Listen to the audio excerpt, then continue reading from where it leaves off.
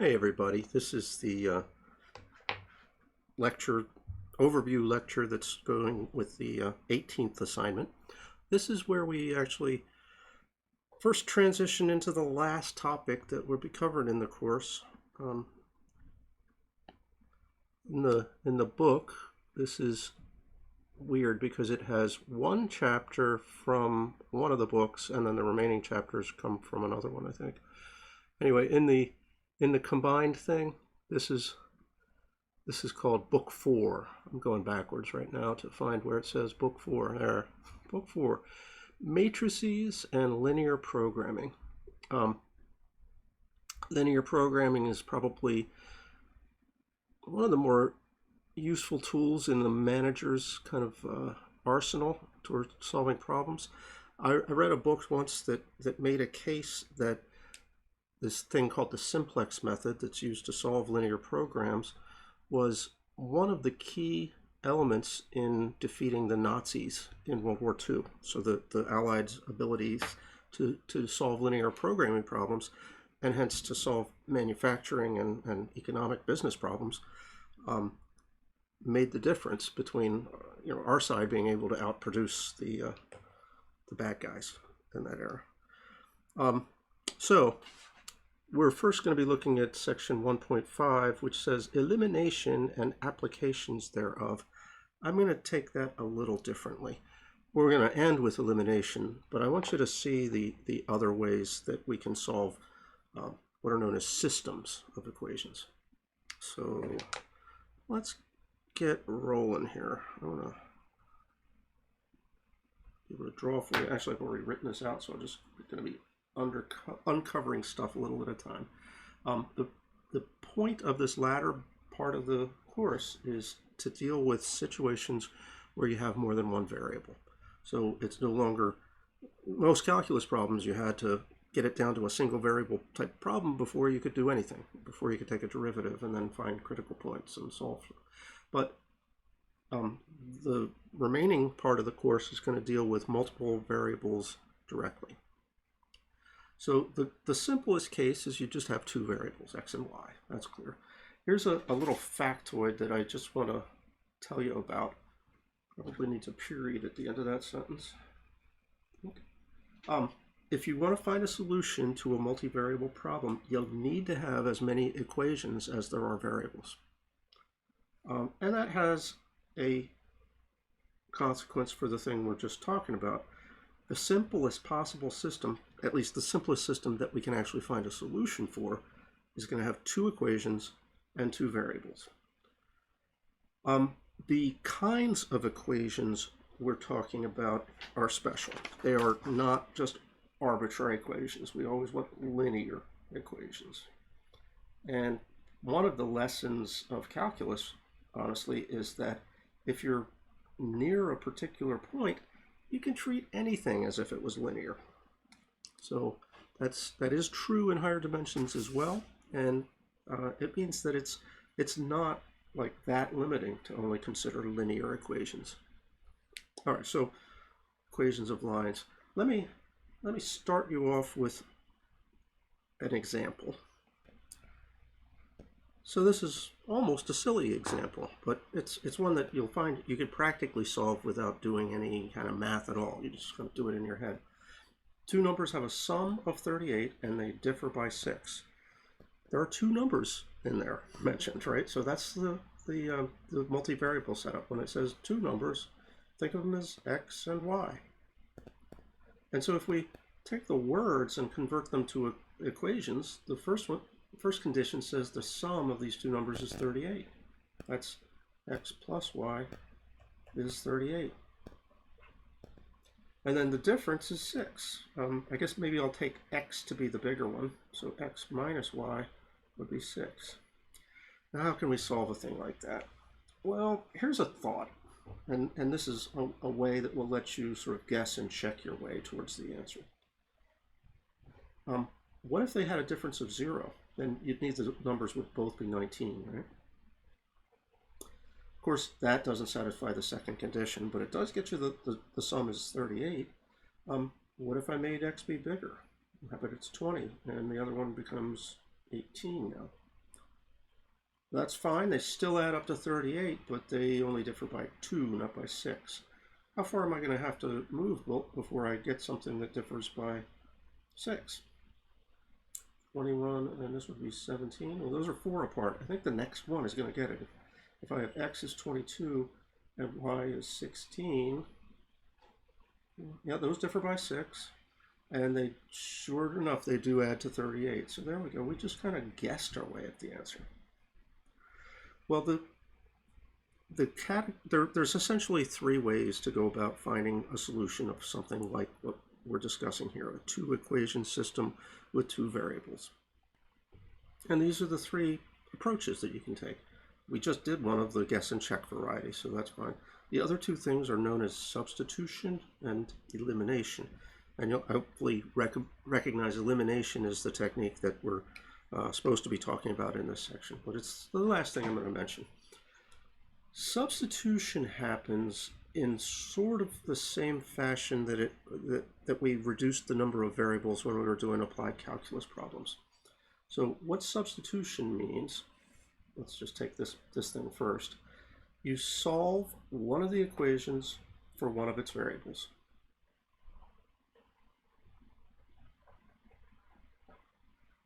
Make sure that looks like a 1, not an L.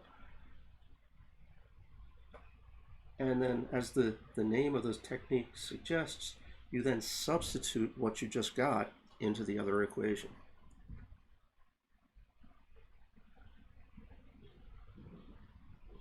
Now, I think we'd better do an example, and I'm going to... Okay, here's an example. I've got 2 equations in 2 variables, x and y. We have x plus y is 11 and 2x plus y equals 16. Honestly, this would be perfectly easy enough to try the guess and check method, but I'm instead going to do the substitution on it. We've got to pick one of these equations and solve it for one of the variables. Neither of them is solved for any variables. I did that kind of on purpose, but they're real easy to turn it into something that's solved for y or solved for x. Which equation would be easier to work with? Probably the first one. But I'm going to, just out of perverseness, work with the second one instead. So let's change that so that we've solved it for the y variable. And it becomes y is 16 minus 2x. That means now you can substitute this expression, 16 minus 2x, into the other equation where the y was. And that leads you to, you see this trail coming back, that leads you to x plus 16 minus 2x equals 11. Perhaps I should have parentheses there so you see how it's grouped, but that's really an equation, a single equation in a single variable. That's the easiest type of thing to call a system. I feel like it's cheaty to call that a system. So it says 16 minus 1x equals 11. If you combine the like terms. And then finally, what should we do? Subtract 11 from both sides. No, subtract 16 from both sides. And you'll end up with negative x is equal to negative 11 minus 16. Isn't that 5? Okay, weird, but it's only weird because both sides have a negative sign on it. It means x is 5. So we're not quite done. What I've gotten is part of the answer. X needs to be 5. I do need the rest of the answer, and that's easy enough to get by going back to either one of these equations. If x is 5, I say the top one is probably the easier one to deal with. The x is really a 5. 5 plus y gives me 11. All right, that doesn't even, I don't need a calculator for that. Y will be 6. You should check that it'll work in the other equation too. 2 times 5 would be 10, and 10 plus y is 16. Y is 6 too. So that's a solution for the system. This is the thing to jump right on. If one of the equations is already solved for one of the variables, you should just do that. But it doesn't have to be that way. Still, This method is a little bit weak when we go up to higher dimensionality. When we have 3 or 4 variables, this can be very hard to apply, whereas the elimination technique, that's really pretty easy to deal with. So that's our last job, is figure out what is elimination and how do we approach it. Well, our first example of the elimination method, I want to do something that's pretty easy. So, you know, not to make it too easy on you, but give you the idea of how it works first, and then we'll try to do something a little more challenging. So the easy one is this one we did before by guess and check, where we said the sum of two numbers was 38 and their difference was 6, and I've already forgotten what we got as the answer, but it wasn't too far from x and y both being 19. Remember that? All right, so here's how elimination will work, and this particular system is perfectly set up for it. Do you see how the y has a plus sign in it, and the y in the second equation has a minus sign on it? Well, if you think about just adding full equations, add the left side of these equations, add the right sides, what's going to happen? You'll have an x plus an x and a y plus a minus y on the left. That's just 2x. And you see how y got eliminated because we had one with a plus sign and one with a minus sign? On the right hand side, it's a little easier. Just take 38 and 6 and add those up, and what is that, 44? And so from there, trivial, right? You see, divide both sides by 2, x is 22. So you got an answer for x. Now you do need to have an answer for both variables, but that's easy. Again, go back to the original equation with x equaling 22. So I'm going with the first one. I could easily do the second one as well. 22 plus y is 38. And we would subtract 22 from from both sides, and that gets you y is, was it 16? Yeah. 38 minus 22, that's right, 16. So x is 22, y is 16, got the answer, but by a slightly different route than we did before. We weren't just guessing and trying to modify the answer. We worked with full equations, added them together, and we had this lovely coincidence that y and minus y canceled. Well, here's the thing. You can always make that sort of thing happen. Always. So let's do a tougher example, and I'll show you what I mean. This one is a system where 3x minus y is 11, 2x plus 2y is 18. I suppose I should probably make a note of this. All these things where we're doing systems of equations, the lines are written in what's known as standard form, where x and y are sort of treated symmetrically. You know, it's not the kind, the mx plus b form, slope-intercept form, where y is always on the left and then there's some chunk with x. There's a multiple of x plus a multiple of y equals a constant. That's standard form. And that's actually nicest to work with, especially in doing elimination, because you don't know whether you're going to eliminate y or you're going to eliminate x. Either one could happen. This one, however, I'd say, let's eliminate y, because do you see how y has a minus sign on it? Now this is not just plus y, though. What I would like is for these two things to kind of kill each other when I added the left side of the equations, and you know, the right side of the equations will be numbers. But so how can we make that happen? Well, replace this whole equation with its double. Double everything. 6x minus 2y equals 22. What did that do? Well, in terms of the values that the equation satisfies, absolutely nothing. Multiplying both sides of an equation by a scalar, by a whole number, or really any number, that has no effect on the solution set. So we haven't really changed anything, but we have made things ripe for elimination. Now if I add both sides of this equation, I get, let's see, 8x on the left, the minus 2y and the plus 2y are going to cancel, and on the right I get 40, don't I? 18, yeah, 40. And so x is 5. And now we can go back to anything we like to get our final, our y. Which one is most convenient? Probably the one that I crossed out. Let's look at that. If x is 5, that becomes 3 times 5 minus y equals 11. Or 15 minus y equals 11. Yeah, that's y is 4, right? So x is 5, y is 4. That's our solution.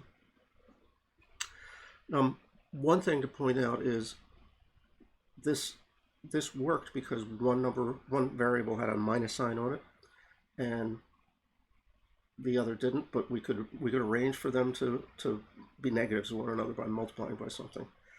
Well, you can also multiply by negative numbers. So even if both things were positive, you could arrange for elimination to happen by multiplying one equation through by a negative number. So I'm sure you will come into this on situations like that shortly. Actually, I just realized I need to go to the other thing. I want to give you an example from economics of this kind of deal where we're locating the intersection of two lines, really, but it's a chance to use these techniques we've just talked about. So this is an example 6 in the textbook, but first let's talk about the stuff that leads up to example 6. It's headed off with the heading break-even point.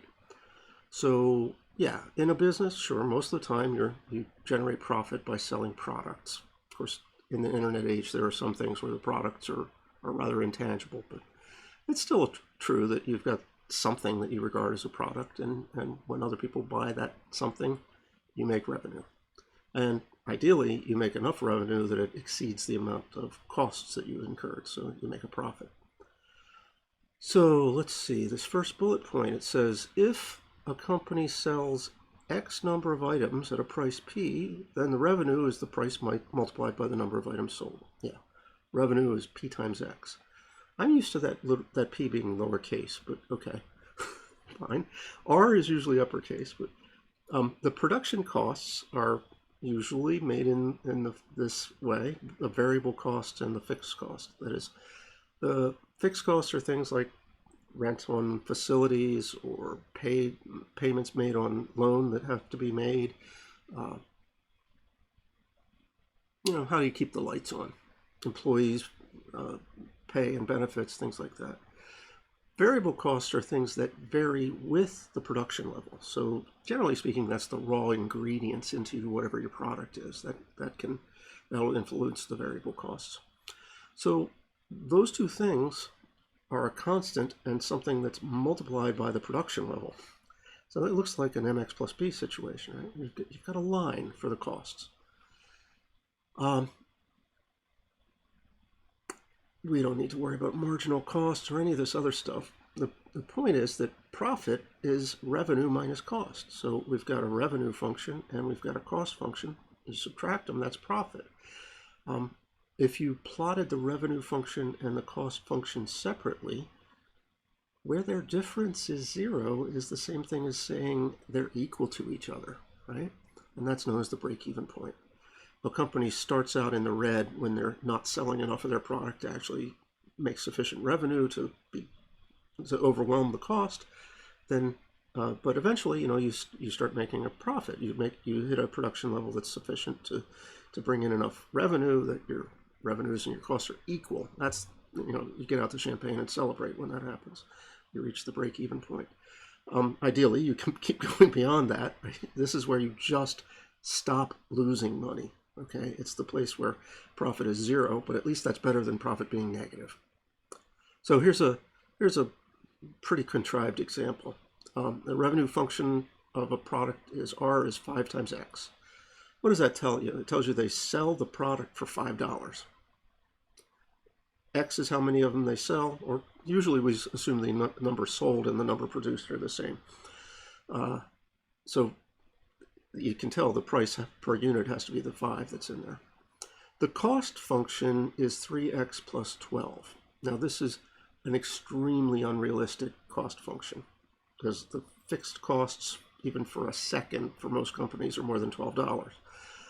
But the variable costs are apparently $3 per unit. Now that really does imply that this price of $5 per unit is a little low. You know, if you're putting $3 of stuff, of materials into a unit and then selling it for $5, that's not a lot of leeway. All right, well, they ask a whole bunch of questions, but the one I'm most concerned with is when do we get to the break-even point?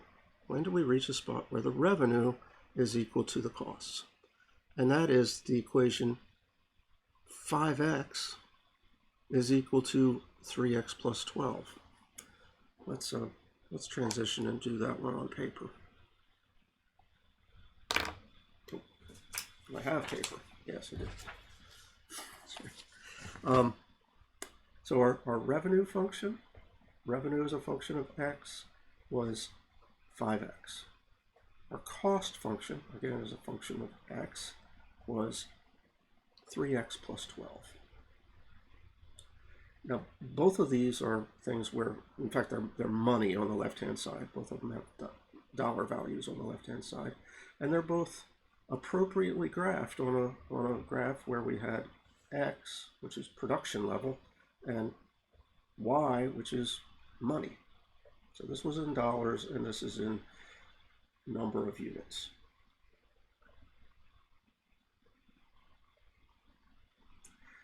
$5x is a graph that goes through the origin and looks like that. 3x plus 12 starts up 12 units on the x-axis, and its slope is less. So sure, these are going to cross one another. And at that point, we go from having costs that are greater than our revenue to having costs that are less than our revenue. This is where we start making money. And we figure out where that is.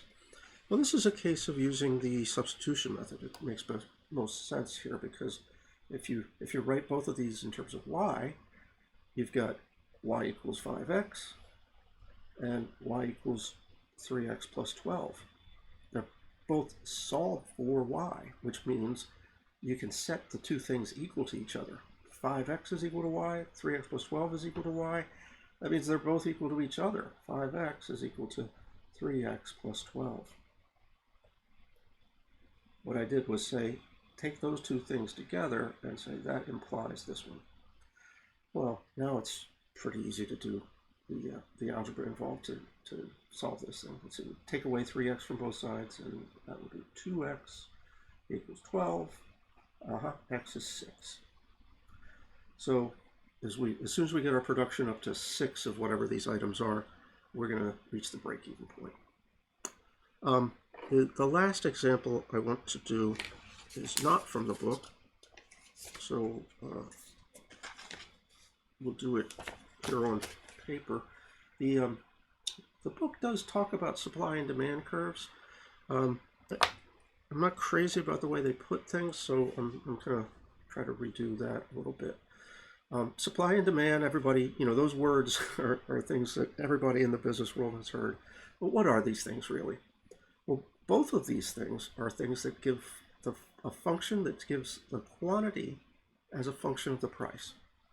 And it really, they're just perspectives on something. The supply curve is the perspective that the people who are the producers of a thing have. We're saying, well, if you're willing to pay P dollars for these things, we can produce Q of them. Generally speaking, this is I think is best thought of in a situation where you don't have a monopoly. So imagine oil, for instance. There are a lot of places all over the world where people are drilling for oil and pumping that stuff out of the ground.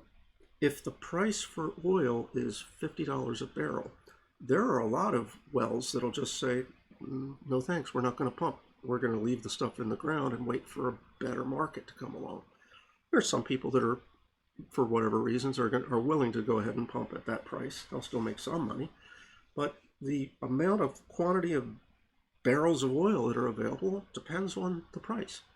If the market has said, hey, oil is selling at $200 a barrel, everybody's going to pump like mad because they want to make as much money as they can while the market is in those conditions.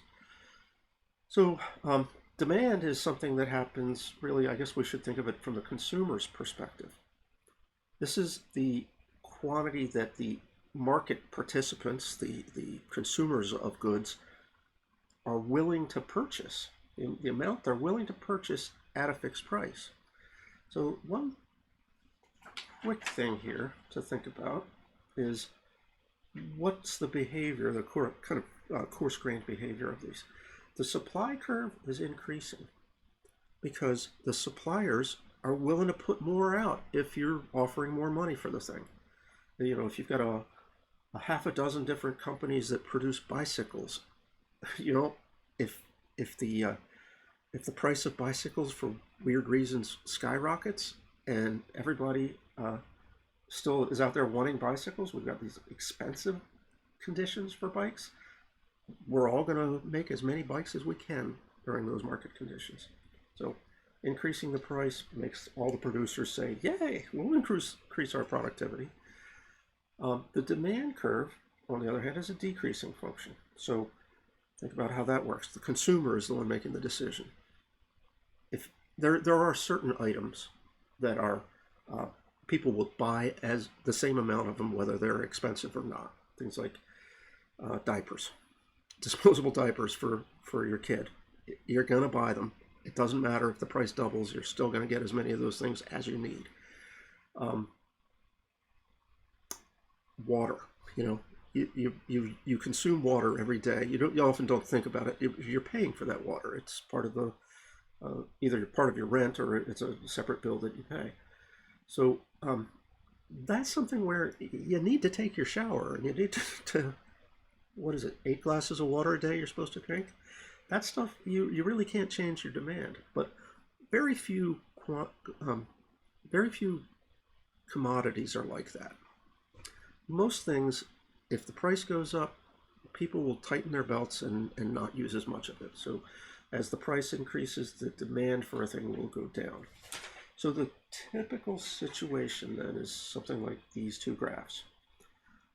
As this is price on the horizontal axis and quantity either demanded or supplied on the vertical axis. And as price goes up, demand drops, and as price goes up, supply grows.